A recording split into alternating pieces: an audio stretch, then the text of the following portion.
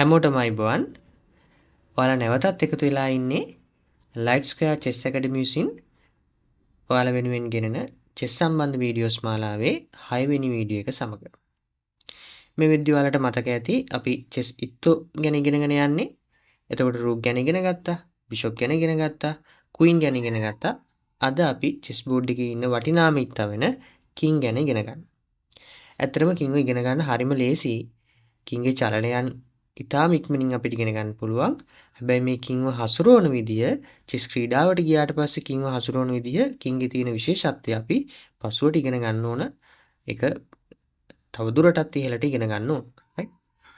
දැන් මම පෙන්නලා තියෙන්නේ බෝඩ් එක කිංලා දෙන්නව චෙස් බෝඩ් එකේ එක කිං කෙනයි ඉන්නේ. එක පැත්තකට. ඒතර white කිං සහ black කිං අපි චෙස් බෝඩ් එක තියාගන්න ඕන විදිය තමයි ආරම්භයේදී මම පෙන්නලා තියෙන්නේ. ඒතර ඒක මතක තියාගන්න ඉතාම ලේසි. E ෆයිල් එකේ නේද? E ෆයිල් එකේ තමයි අපි chess game එකක් ආරම්භ කරද්දි මේ කින්ලව තියාගන්න ඕන. ඒතර white එකෙන් තියාගන්නේ E1 square එකකින්, black එකකින්ව තියාගන්නේ E8 square එකකින්.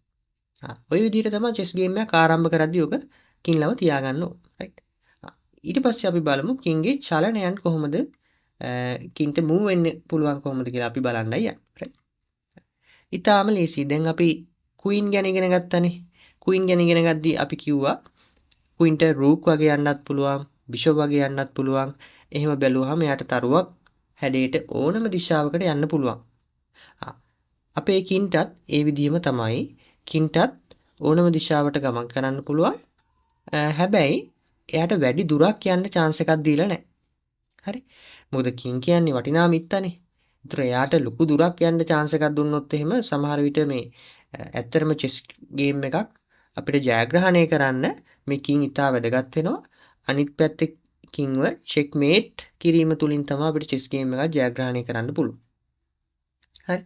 ඒතර ජයග්‍රහණය ලැබෙන විවිධ විදියට තියෙනවා. නමුත් ප්‍රධානම විදිය තමයි අපිට පුළුවන් එයාගේ අපේ ප්‍රතිවාදී පිළේ කිංව චෙක්මේට් කිරීම තුලින් ජයග්‍රහණය ලබා ගන්න. හරි.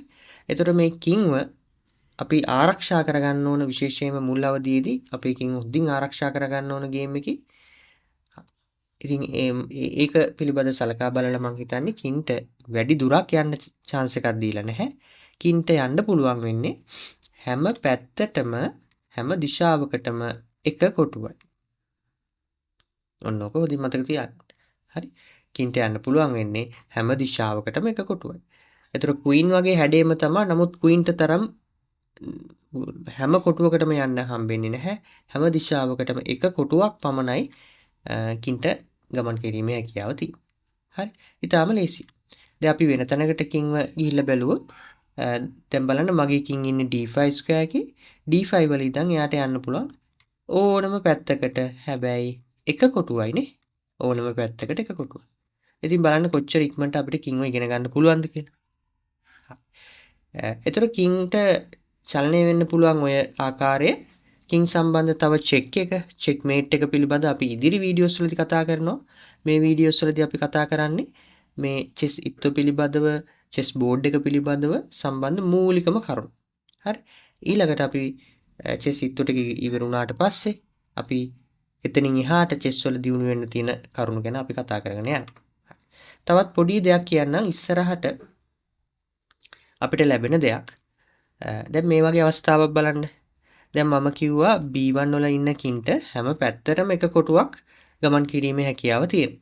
ඒතර B1 වල ඉන්න නිසා අපිට පළවෙනි පේලියෙන් යටට අදින්න කොහොමදවත් හැකියාවක් නැහැනේ. ඒතර මම අපි ඉගෙනගත්තු දැනුමත් එක්ක ගත්තාම මෙන්න මේ ආකාරයට ඇද ගන්න පුළුවන් හැම කොටුවකටම නේද?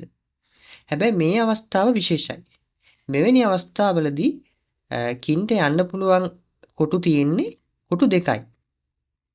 A1 සහ C1 කොටුව පමණයි.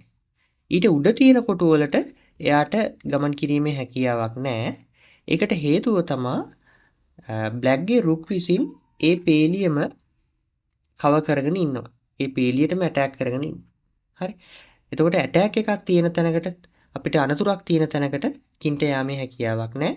එහෙම ගියොත් එයාව චෙක් වෙනවානේ. අපි චෙස් වල ඒ වචනේ පාවිච්චි කරනවා චෙක් එකක් කියන එක. කින්ව දැන් උදාහරණයක් විදිහට C2 වලට ඇද්දොත් රුක් ගෙන් චෙක් වෙනවා. right? අපි අනිත් ඉත්තෝ කපන විදිය ගැන කතා කරා. තව ඉත් එක්ක කොහොමද අපි කපන්නේ?